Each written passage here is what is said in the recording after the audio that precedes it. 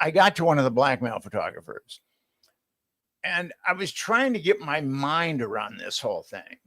You don't read about this stuff in books. Well, now you can. You can read the Franklin scandal, and you can read about it in a book. But I was trying to get my mind around it, and I asked him, how does this work?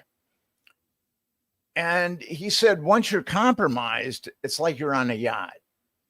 And it's a beautiful yacht, and it's a beautiful day, and you can have anything you want on that yacht. But if you decide to get off that yacht, the people on the yacht are going to make sure that you drown. So for some inexplicable reason, I believe that Dennis Hastert, I think that he thought that he had more power than he did. And he decided to get off the yacht, and he was drowned. And I've got his number, and I've texted him a few times, but he doesn't really seem interested in talking to me. So, if I may, so what I'm hearing from you is that, a lot of people are learning, and I interviewed a former CIA analyst not too long ago on this channel, where we were talking about Mossad's potential involvement with Jeffrey Epstein and the reason why, they chose that sort of medium as a means to leverage support for certain interests that Israel might have. And what I'm hearing you talk about with the Franklin scandal, and then of course we'll get to Epstein, is that Epstein isn't just a solo operation. This seems to be an ongoing thing. And the question I asked him, and I want to ask you,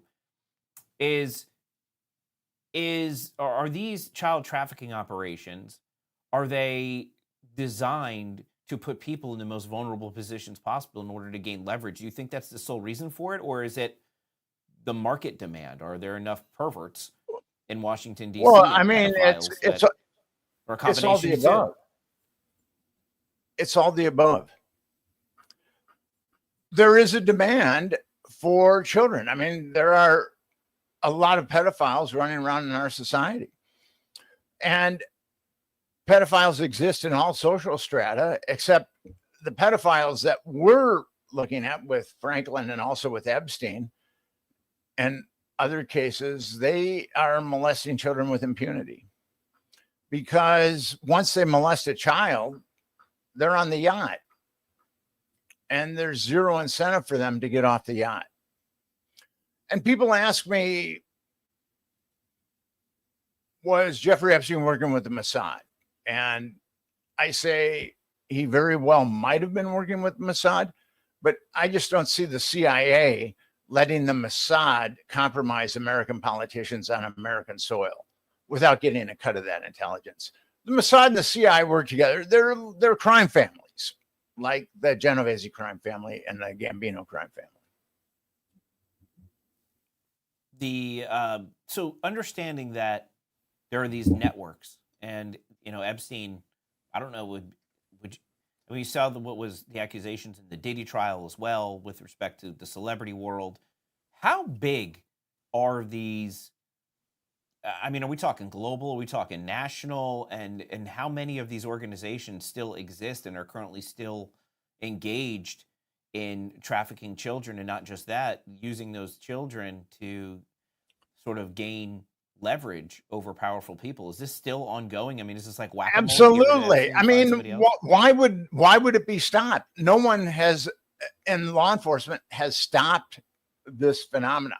When I was pitching the Franklin scandal in New York City, and which nobody wanted to touch, they said, well, this couldn't possibly be going on now.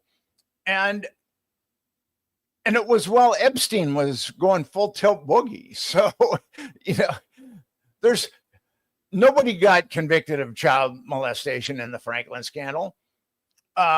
Epstein was indicted on one count of child trafficking. Maxwell was indicted on one count of child trafficking, but no one was indicted.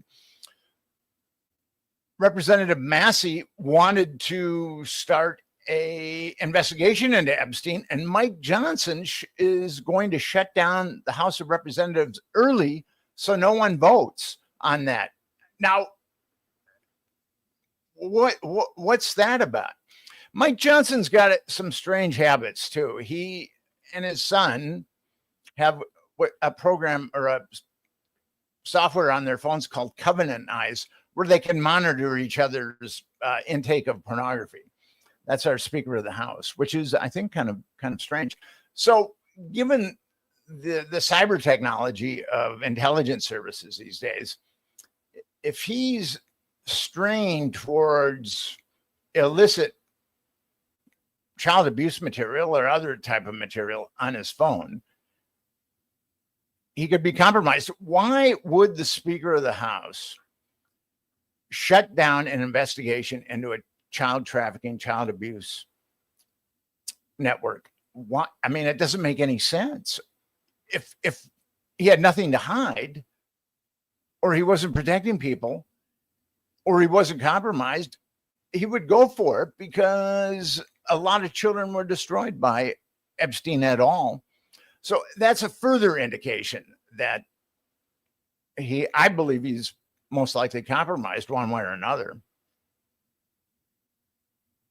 Now, with respect to the House recess, generally, don't they recess in August for district work anyway, or is the timing? He recessed early, so there wouldn't be a count on that bill that was proposed by Massey that would call for an investigation into Epstein. So let me back up a little bit and then move forward towards Epstein. So there's Epstein was probably the most notorious at this point. I especially in light of recent developments of one of these people who led him and Maxwell leading this national child trafficking ring, and international in some instances. But you mentioned others with the Franklin scandal. And how many more are you investigating? Any others right now, or what? So for people hearing this and feeling hopeless, like, oh, here's one, here's another. Yeah, Epstein's gone, but they're still doing this.